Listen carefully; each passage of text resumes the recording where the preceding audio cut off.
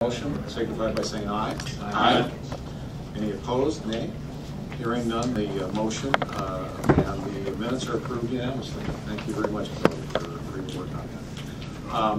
On the regular resolution schedule, we have two resolutions. The first resolution is Resolution 12-08-74, authorizing a modification to the contract with I&E Construction for Barber Boulevard Transit Center work. Mr. General Manager. Yeah, Mr. Board President, members of the board, good morning.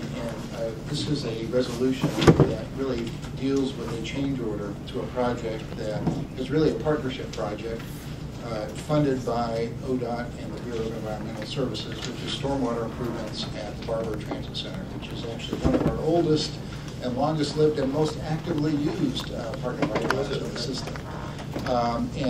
This, again, will deal with stormwater in terms of swales and treatments. As the contractor began his work, ran into underground unforeseen conditions that have increased the cost and the price. The cost of those additional improvements will continue to be borne by BES and ODOT in a partnership mode. Our role here is really as administrator of the contract and manager of the contract work. So with that, there are people here who can answer any details about those particular underground conditions, but I'd be happy to answer any of those questions and recommend approval. Are there questions from the board? Just one quick one. So my understanding is that, and I think you just said, is that any additional cost in this change order will be borne by the different organizations, not by Trimet. So, but we're the administrator of the contract, and so that's why we have to approve it. Said even more clearly than I could have. I appreciate that. Yes, that's exactly the case. And I would note that we try to do a number of these improvements around town, looking for other partnerships and sort of advance our environmental objectives at the same time. So good project overall. And it still came in under the engineer's estimate. The independent engineer's estimate originally. Good point. Yes. Director Prost, any question also? Yeah, I don't need a lot of detail, but I think for the benefit of the audience and the record, if you could just, or staff could just kind of highlight what some of the unexpected conditions were. Absolutely. If I could ask Dan Blocker to come up. Again, we don't need chapter and verse, it just kind of give us the idea. Well, the main difficulty here has to do with tying in the new facilities into the existing drainage system. So the new facilities generally go between rows of diagonal parking where they're installing a new stormwater swale. And at the bottom of that is a perforated pipe that then takes that water to the drainage system. The problems occur at the connection. So sometimes the actual elevation of the pipe they intended to connect to is higher than they thought it was. So they have to add another facility to follow it down to where they can tie in and have gravity flow out. Thank you. Do I see any other questions? Okay, well, is there a motion to approve Resolution 12-08-74? There's a motion. Second. Your motion and a second. And I want to ask, there's nobody in the audience that wanted to talk to us today about this item, right? Okay. So with that, I'm going to call the question. All those in favor of the motion, please signify by saying aye. Aye. Any opposed? Nay. Hearing none, the motion and the approval of 12-08-74 is done unanimously. Again, thank you very much. Moving on to the second and final business meeting item today, which is Resolution 12-08-75, which is authorizing Trimet to acquire certain real property over $500,000 necessary to construct the Portland-Milwaukee Light Rail project. Mr. General Manager. Mr. Board President, members of the board, just to clarify, this is authorization to acquire a property, which is, again, a standard that we adhere to in terms of board approval thresholds. And again, because this property is over $500,000, we bring it to you. I wanted to emphasize this is not a condemnation action. We actually do have an agreement to sell at this point. But the complication here compared to some of our others is that this property was identified as a full take later in the process. So your original resolution that was adopted more than a year ago that identified all the properties over 500,000 did not include this property. So we're sort of catching up the process with this late ad. And again, we do have our appraisals and work and negotiation with the property owner successfully concluded, and so your action will allow us to move forward with that acquisition. So I do recommend approval. Is there questions and comments from the board? I did have one question. I was just looking at the map on the very last page of the agenda item. So is tax lot 600 being also taken by another action, or just pieces of that to deal with the? I believe that there are, most of the widening associated with is coming on the other side of 17th. So this has to do with turning radius. Right there for the 18th Avenue. Okay, all right, good. Yeah, I can verify that with Jillian. We have a partial acquisition on lot 600, just, you know, a little sliver around the corner. Okay, all right. Thank you very much. Okay, with that answer my questions. Are there any other questions from the board? I'd entertain a motion to approve Resolution 12-08-75. So, moved by second by Commissioner, excuse me, Director Clark. Any further discussion? All those in favor of the motion signify by saying aye. Aye. Any opposed? Nay. Hearing none, the motion and the resolution are approved unanimously. Thank you very much. With that, that concludes the business portion of our actual actions today. However, we have, so what I'm going to do is I'm going to, unless there's other action to come before the board today, is there anything else the board wants? With that, I'm going to adjourn the business meeting of the Board of Directors for the Trimet Metropolitan Transit District of Oregon and move on to the board briefings. Okay? So with that, I'm going to turn it over to the General Manager for your general comments. All right, very good. Thank you again, Mr. Board President. We had a light agenda today, appropriately for the summer session, and so I thank you for being here and being through it. I did have a couple of quick updates for you. As you all know, our CFO, Beth Hamill, will be leaving us actually last day next week. And we have begun the process of recruitment. Can you move the mic a little? Oh, certainly, sorry. And we have begun the process of recruitment, but I did want to note to you all that we're very pleased to have Dave Oxier, who is Beth's predecessor, filling in during the interregnum as we continue our recruitment. So the Finance Committee will get to know Dave very well. Actually, Board Member Schweitzer already knows Dave pretty well from his previous time here, and so again, we have continue to have a very heavy workload related to the financial stability issues, including implementing our arbitration decision, beginning to piece together the right calls related to the next contract offer. We have bonds to be sold related to interim financing of the Portland-Milwaukee project, and most importantly, the strategic financial plan that the board has called on us for. So a lot of work that continues, and we'll try to keep it moving apace. I would also note, and we'll send you further details on this, but Beth has gotten a going away present that all CFOs would like to get, which is a ratings upgrade. So we have, with the help of a great staff, done rating presentations for our payroll tax bonds to Moody's and Standard & Poor's. Moody's affirmed a AAA rating for the payroll tax bonds, and Standard & Poor's is the AAA rating, and Moody's actually upgraded the rating from AA2 to AA1.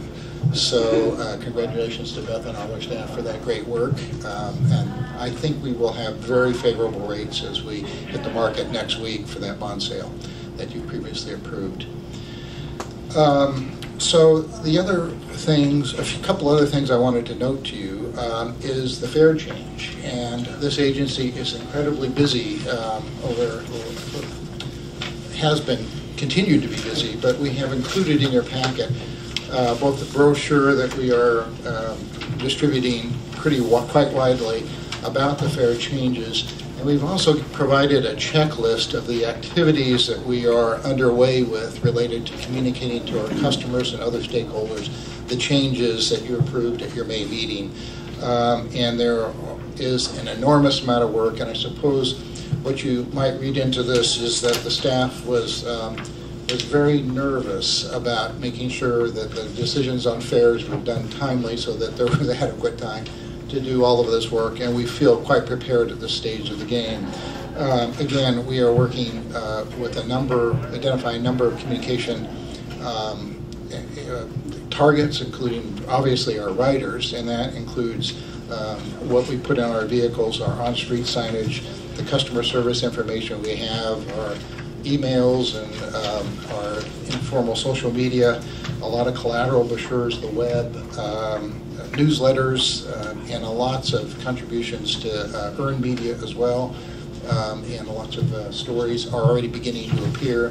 It was very interesting to me. We actually knew to send a couple months in advance to, for example, travel magazines that will deal with the issue of free rail zones. So it's been a very thorough process, but we would welcome any suggestions that you have as we continue this outreach and this communication process, or any questions that you might have right now. Questions from the board about the fare issue? Well, actually not so much related to the fare, but there's also some route changes. Yes. Is that following the same? It's following exactly the same. Now, in some cases, it's a smaller audience Right. because a smaller number of riders are affected, but absolutely. And the other thing we do related to the route changes is we make sure we put personnel on the buses prior to the change so that people are personally informed to the maximum extent possible. I would also note that one of the key things that we are doing is also developing a very detailed deployment plan related to both our police resources, our volunteer resources in terms of people like me who go out and actually help on certain days, as well as our on-street services and our fare inspectors. So we make sure that we are covering the important zones, and particularly this year with the change to the free rail zone, we know that that is a real focus of our efforts. And again, we begin with largely a communication effort and then begin to ramp up to enforcement after a period of time. But we want to make sure, despite our best efforts, we know there will be people who simply won't have gotten the word, and so we'll be sensitive to that as we begin our enforcement of fares within the downtown area. So again, any questions or thoughts on that topic? I'm glad to hear that. I think that despite everything we can do in advance, someone's going to say, I didn't know this. Yeah. And to have that personal consideration of boots on the ground, heels on the ground, whatever you want to call them, is going to be really important. Is there, imagine if someone says, I really didn't know, and is there a leniency within the downtown so that they're not going to be for a period of a week or 10 days or something? Yeah, so our intention is to start with notification.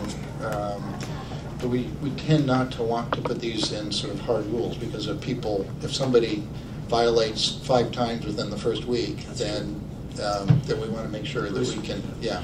But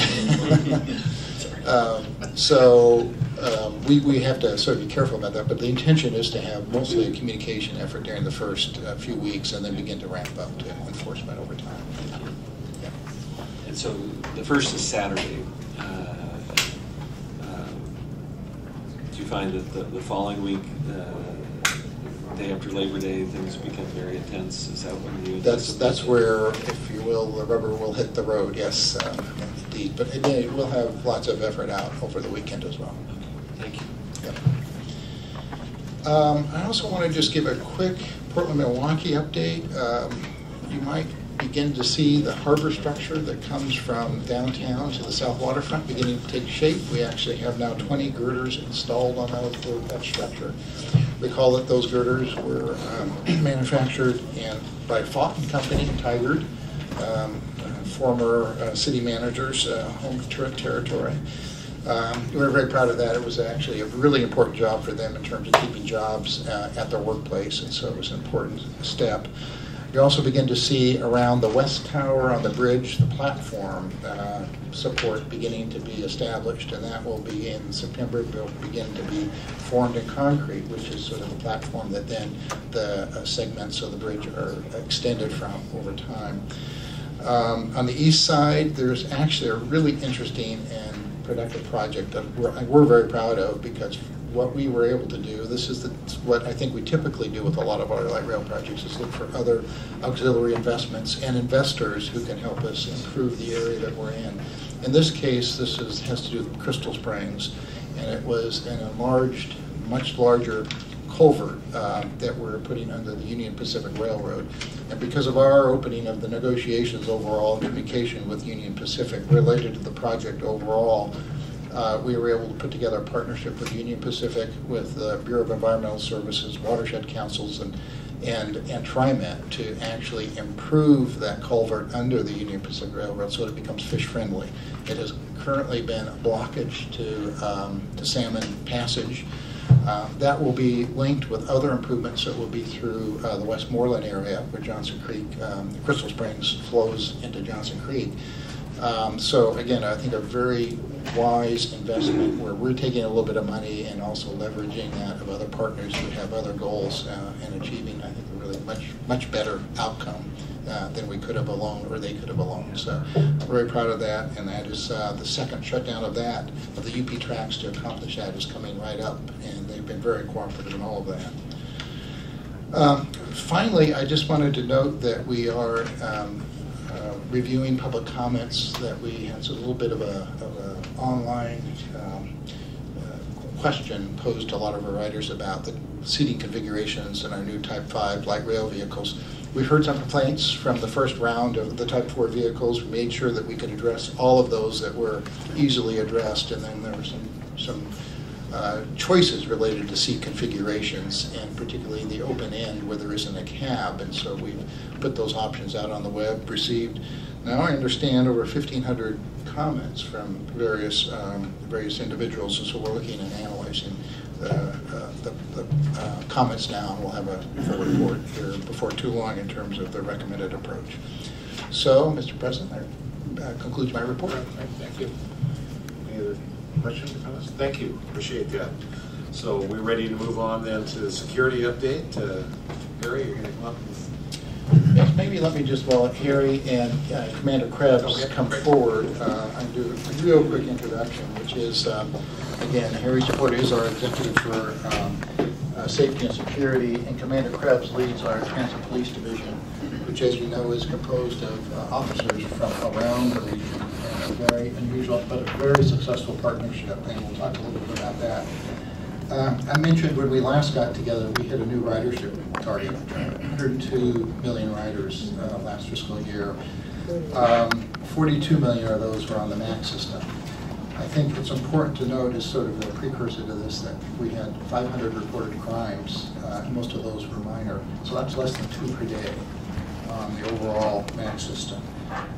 So there's no question that we are a reflection of the community, and our experts will talk a little bit more about that. But one of the things I think I'm very proud of is that we have not only not cut police resources during these recessionary times, we've actually been able to add resources and officers due to some very aggressive grants work that we were able to do. So we've actually grown our police presence over the last few years. So to give you an update, more detail on all of that, I'll turn it over to Harry and Commander Krebs. Thanks. Good morning. Good morning. Before you have a handout, and as I give my remarks, I'll try and cue you as to where you should be on that handout. As Neil indicated, the crime rate on the MAX system is very low. It's 1.2 reported crimes per 100,000 boardings. I think there's you need to understand what goes into that statistic. So on the next slide, what reported crimes, what does this mean? It's a list of those types of crimes that actually go into that number. So which ones are we tracking in that category? That's not to say that we don't track other types of crimes, but for this statistic, this is what goes into that number.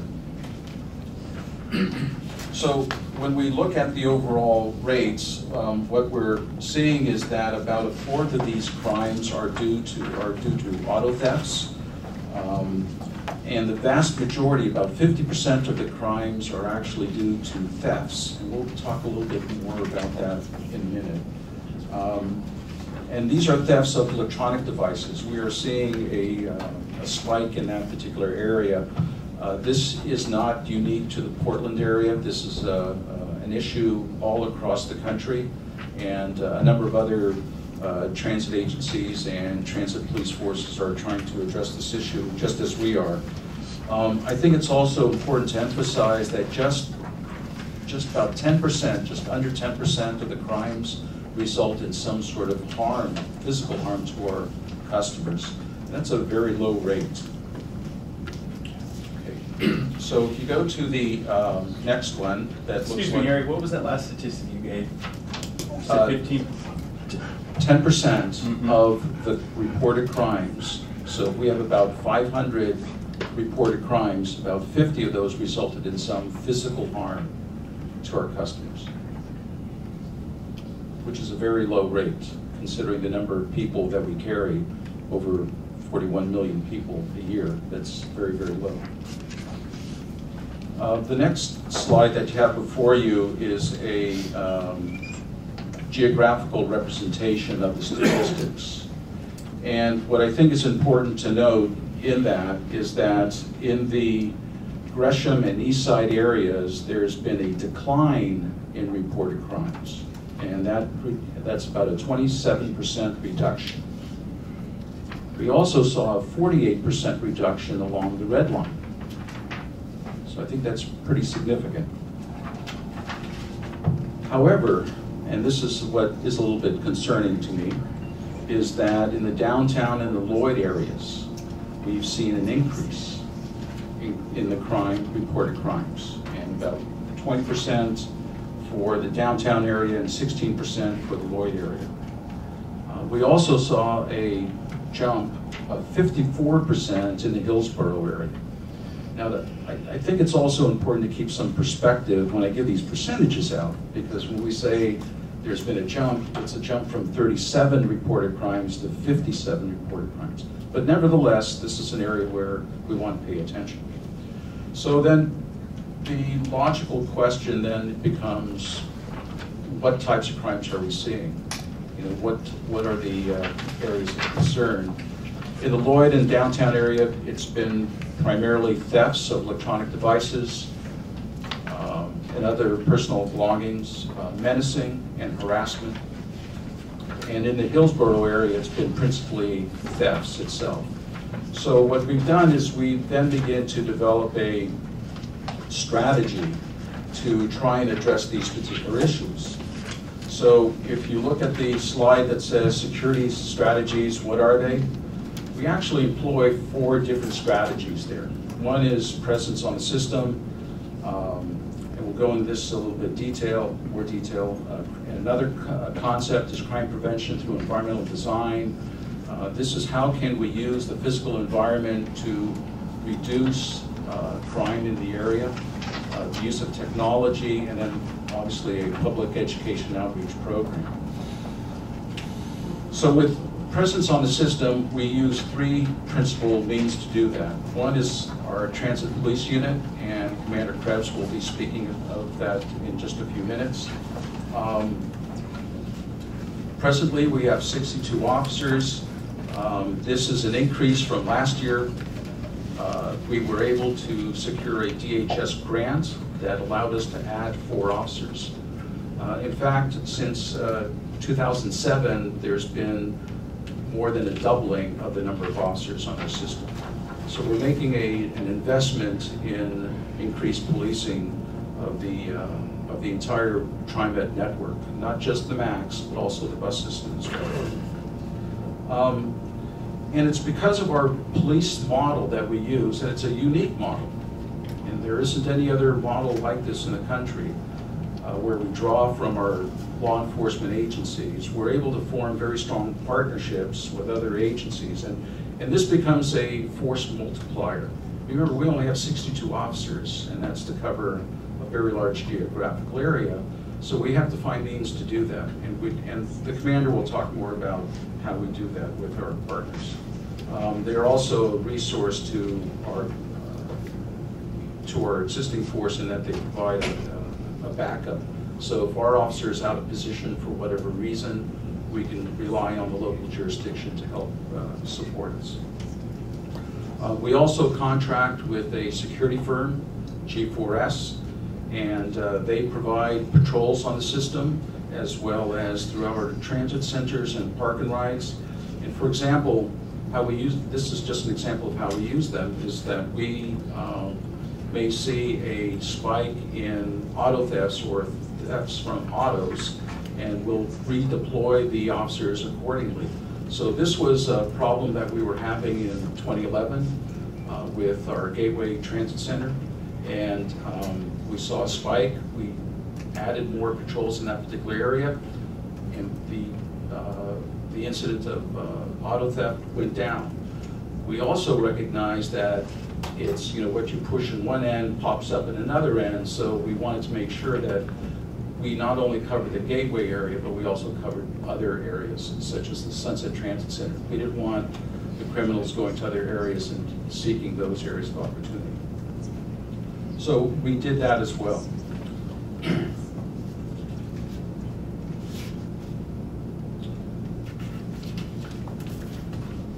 So what I'd like now is for the commander to talk a little bit more about our transit security force and some of the missions that we carry out to improve security throughout the metro area. Well, good morning, folks. I'm glad to be here to talk with you. I'm very proud of the Transit Police Division. If you look at the transit police departments around the country, there's usually one of two ways they do it.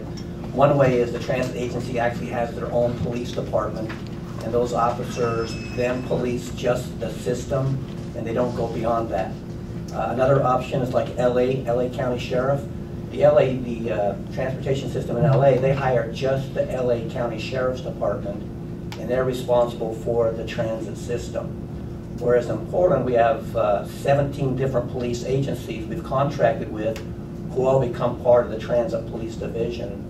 And by doing that, it causes all the Hillsborough, Beaverton, Gresham police departments to be part of policing the system. All the chiefs and the sheriffs feel this is their system also because they have a piece of the pie. They have an officer or deputy inside transit police. So whenever I call them and ask for assistance, they're always willing to help. Normally, on a traditional day, if someone calls in, we have 62 police officers. If you call for help on the transit system, our dispatch system sends it out to all the agencies that are on that dispatch system. So it doesn't require a transit police officer to be the first person there. So if you're in Beaverton, you get assaulted, the Beaverton police will most likely be the first person there, probably with under 5 minutes. And then the transit police will go over there and do the follow-up and stuff like that. So our system, even though it's the only one in the nation, I think is the best. I go around the country talking to other transit police commanders and chiefs, and they really like our system, mostly because of the ability to bring in partner agencies, and the system belongs to the entire police community and not just a single agency. So it works really, really well. Another thing, we bring police officers over to transit police.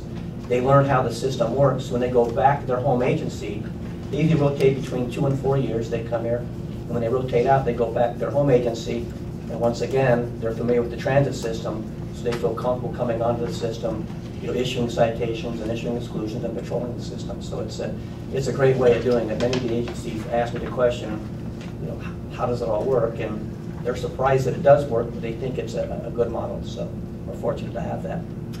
Some of the missions that we do is there's some national initiatives called Bus Safe and Rail Safe, and throughout the year, the coordinators of each of these initiatives will announce a date, and everyone in the country will go and saturate the bus system, or they'll go saturate the rail system. Currently, I'm the coordinator for Bus Safe in the country right now for the transit systems. And so we communicate, we all deploy on those particular days, and it really sends a message that these are random. They're unexpected. So we're trying to keep people that are thinking about engaging in terrorism kind of off guard and kind of always guessing what's going to be next. We bring out our bomb dogs. We bring out the federal air marshals who ride around with us and give an additional police presence out there. That's what we do for rail and bus safe. We also do a thing called VIPER. VIPER, it's a federal acronym. It stands for Visible Intermodal Prevention and Response Deployments.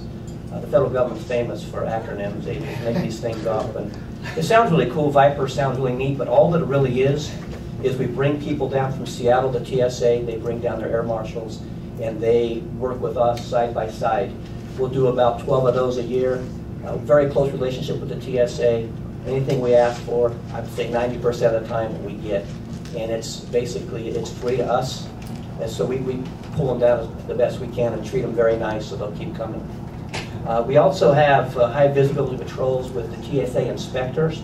They ride around with Trimet supervisors. And once again, that's another visual presence out there. And the TSA jacket, it sends a message that there are more than, just Trimet or the police on the system. Our federal partners are there. We also do special missions, and a special mission would be something similar to, let's say we're having a lot of crime in a specific area or a specific station. We would then bring officers in either on overtime or pull them from different parts of transit police and then saturate that particular area or station and send a message that the activity is not going to be tolerated here. We've had some in the past. We may have had downtown. We had some. There was a series of a couple of stabbings about a year ago, and we brought in the forces and made it clear that the system is safe and it is safe to ride. And there were some arrests were made also, but I think us being out there and being seen really puts the community at ease. So those were the special missions that we do. I think Harry Supporta mentioned earlier about the theft of electronic devices, and we refer to them as apple picking. And the apple picking is because your iPhone, and you have that out, and it's really it's a big education piece for folks because we're on the train, we're on the bus, and they have that out, and they're not paying attention to their surroundings. And as the door opens, someone snatches that, and they run out, and they go out and run down the street, and they go off and sell it someplace. And so I think that Trimet's done a good job of getting the message out. Pay attention to electronic devices, keep them closed, be aware of your surroundings.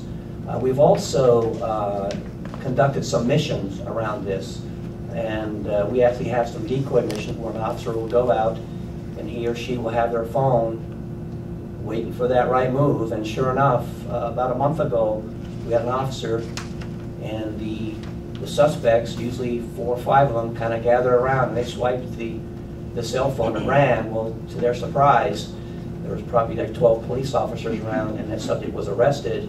And we were able to get some information from him. We were able to get some other cell phones. We conducted some search warrants, went into Facebook. We did a bunch of investigative work. I was able to solve several of these snatches. We pulled video on a lot of them, and we continue to work those. One of the big things that we do at Transit Police, even though snatching a phone is not the crime of the century, we do have the resources and I guess really the fortitude that even small crimes on our system are not going to be tolerated, and we will track you down and we will arrest you. We do that with iPhones. We'll do that with people that commit assaults. Even if we've had some operators who have been spit on, and we will go to no ends to find that person. We will go to their house, we'll put their picture in the newspaper, we'll put their picture on the TV, and we'll go and arrest them. So one thing that I've been the commander of a precinct before, and sometimes we don't always have the resources to deal with some of the smaller level crimes, but we at Transit Police have been given the resources to deal with these smaller level crimes, and we will deal with them the best we can. But we'll go to no ends. If someone messes with our systems, we got to track you down and arrest you if we can. And I think that attributes to the relatively low crime rate that we do have. The officers and deputies assigned to transit, they take the system personally. That is their place to keep safe. It's almost like, it's like ownership. They own it, and so I think that's an important piece of how the transit police operate, is that we actually own the system, and we want to make sure it's safe for everybody. So what the end result in this particular case study is that we've seen a decrease in the apple pickings or the snatching of the iPhones and other electronic devices. So that's been a very positive outcome for us. One of the things that I did fail to mention is that in addition to the contracted force and the transit police, we also have our field supervisors, our fair inspectors. They're out there as eyes and ears. Their principal responsibility is code enforcement, but they're there to also intervene if it's necessary within their limited resources. And if it's something that they can't handle immediately, that they call in the transit police or others to assist. So that's been very positive. And these other missions, although such as Operation Bus Safe and Operation Rail Safe, have maybe from a federal level more of a bent on anti-terrorism, the reality is that it's still presence on the system. It's a deterrent to crime, and in several cases that we're present and we actually see a crime in progress, that will intervene and it's stopped. So.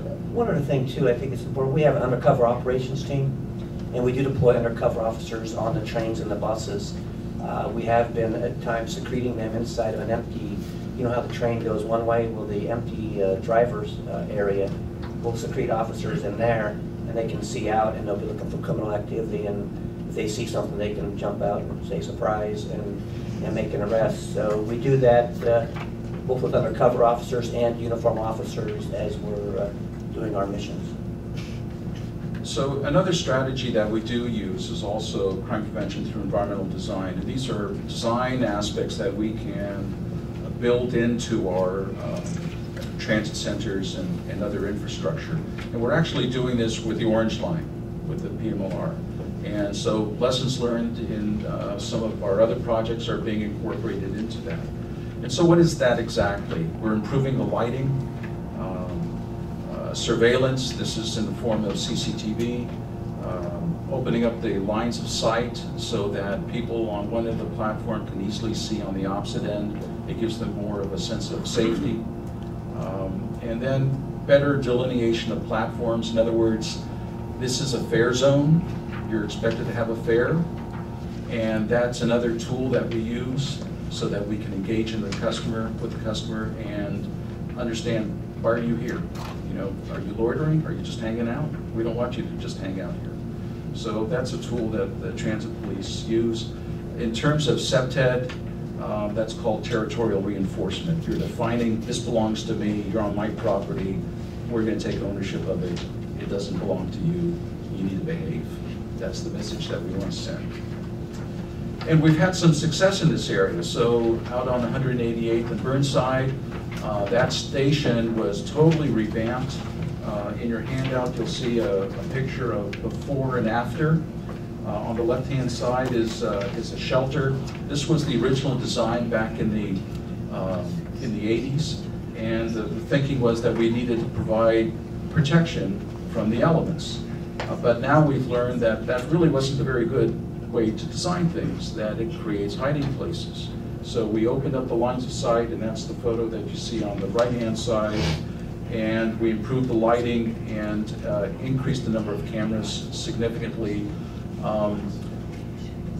The types of crimes that we've seen in that area, it started to drop, whereas we saw some violent crimes, that now has dropped. So I think this is a concept that we're carrying forward in the Orange Line as well, and you see that existing today on the Green Line and other stations. Another strategy that we use is that of technology, CCTV. We continue to make improvements there, whether it's moving from an analog system to more of a digital or internet protocol-based type of system. We are also increasing the number of cameras, and through a DHS grant, we'll be completing the cameras on all the platforms by, it's about the end of 2013, beginning 2014. So it just takes time to build that type of infrastructure. We have intrusion detection systems. in this building is an example of that, and other infrastructure such as our signal rooms and communication buildings. We're now employing something called video analytics. We're going to be seeing that on the new bridge structure. This is software that's coupled with the video so that given certain types of parameters, we can say if it's of this shape, it belongs. If it's of this shape, it doesn't belong. If it's red, it belongs. If it's yellow, it doesn't belong. So it's pretty sophisticated software that we're employing. And then we're also playing with music. And I have to tell you that we have 2 locations where we're using this. One is in the Lloyd Center area, and the other is 162nd. The jury's still out. We're really not sure it works yet. Some like it, some don't care for opera, but that's the point. That's the idea, right? That's the idea. That's the idea. And then yet the last strategy that we use is that of educating the public. What you see in the handout is an example of that. Be alert, protect yourself. We participated last night in 8 different events of National Night Out. And so the transit police were there and handing out brochures and mingling with our customers. We hand out brochures and then through a variety of ad campaigns. So we're always trying to keep security in the forefront of our customers. So then, what are the next steps? Obviously, we need to focus on Lloyd and downtown. I think with the elimination of the rail-free zone, this gives us new opportunity, and we're going to take advantage of it. And I know that Transit Police is pretty excited about that opportunity. Obviously, we need to re-examine Hillsborough, what's going on out there. I've been meeting with our West Precinct to do that. We have some ideas, and I'm hopeful that we'll be able to implement those over the course of the next several months. Obviously, we need to build on our partnerships, continue in that vein, and any other opportunities, we're going to exploit them to maximize our presence on the system, and then continue with the SEPTED concepts, improving CCTV, lighting improvements. We've actually identified some funding to improve lighting on the east side. So that will be occurring over the next several months. I think it'll actually begin to occur probably latter part of this year and then well into the next year. And then improving signage, again, this is to better delineate this is Trimet property and that these are the rules that you're expected to comply with. So overall, crime on the system is low. We use the data to help identify problem areas, identify strategies, and then to begin to implement those. We recognize that presence on the system is absolutely critical. By building on our partnerships, we attempt to do that. And then we'll continue to use the different technologies, build on education to help drive down the crime rate. And now, what I'd like to do is have the commander introduce another member of our transit team. One of the big pieces of the Transit Police Division is the Canine bomb unit. And we have 4 of those folks right now. We just had an officer graduate from the bomb school back in Texas, and he's on vacation right now. But I brought Officer John Blair. John Blair's been doing the canine job here at Transit for 7 years. And these dogs are invaluable. I want to thank Trimet for giving us these are expensive. These are very expensive tools, but they are right now the state of the art as far as terrorism prevention is having these dogs. At the very least, it lets people know we take terrorism seriously.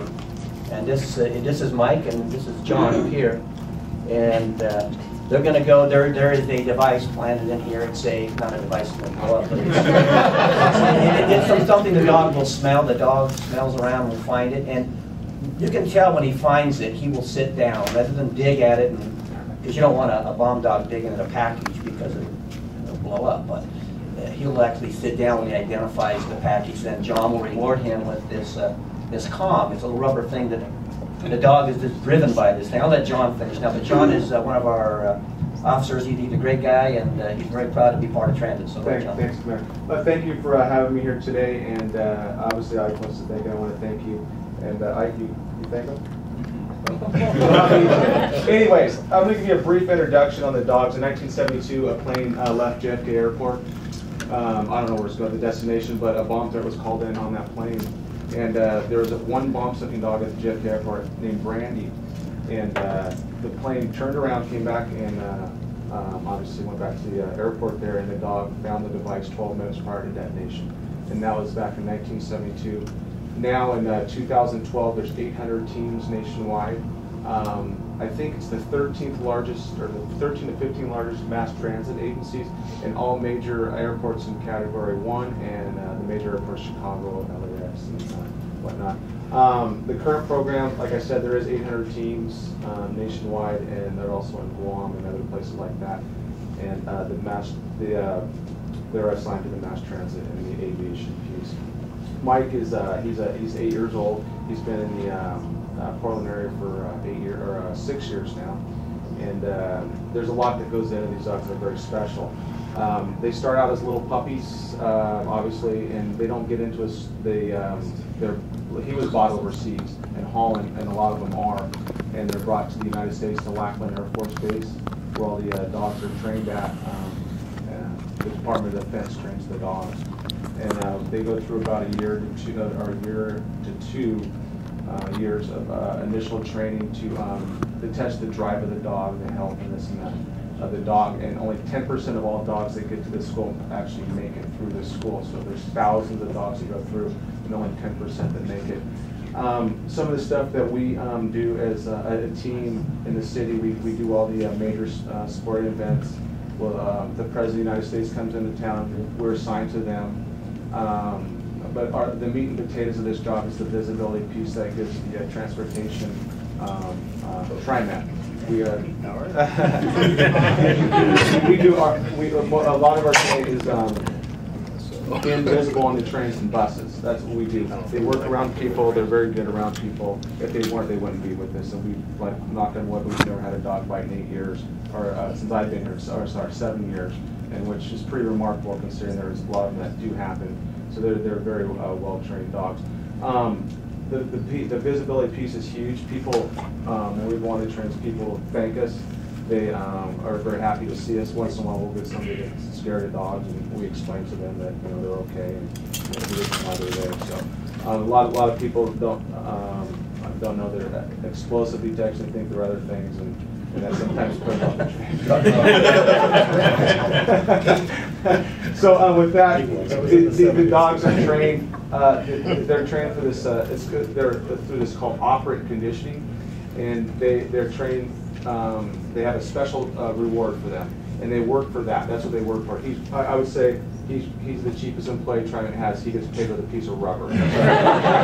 It's a Kong. That's what he gets paid for, and this is what he works for, and that's what he loves and he cherishes. I'll give him a command, and this will simulate like we're on a train. There's hundreds of bags on these trains that we go through with people they navigate, and the analogy I use is when we go to a pizza parlor. What do we smell? We smell pizza. Well, they go to a pizza parlor. What do they smell? They smell the cheese, the sauce, anything else, the breads, anything else, olives, onions, lettuce. So they're constantly in their little minds going through and trying to recognize what they're trained to find. And there's a lot of training that does go into them just because anytime you go out, you want these dogs to be on top of their game. So I'm going to give him a command, and he'll know it. You'll see him right now. He's sitting there. And I'll just simulate. There is a bag in here for him to find, and when he does it, I'll show you what he gets when he gets this one. So, see. Then he'll start working. Now, if I say low, he'll go low. Good boy. See. We'll go around here. Good boy. See. What do you do with legally purchased fireworks around the 4th of July? Yeah, that's a tough one on him sometimes. So he's working around here, and I'll put there. He's going to come across the bag here. He'll work by that bag. There's nothing in that bag, hopefully. He'll go to this bag, he'll get up and smell, and he's going to go down and he's sitting. And then his reward is this. Stay. Good boy. And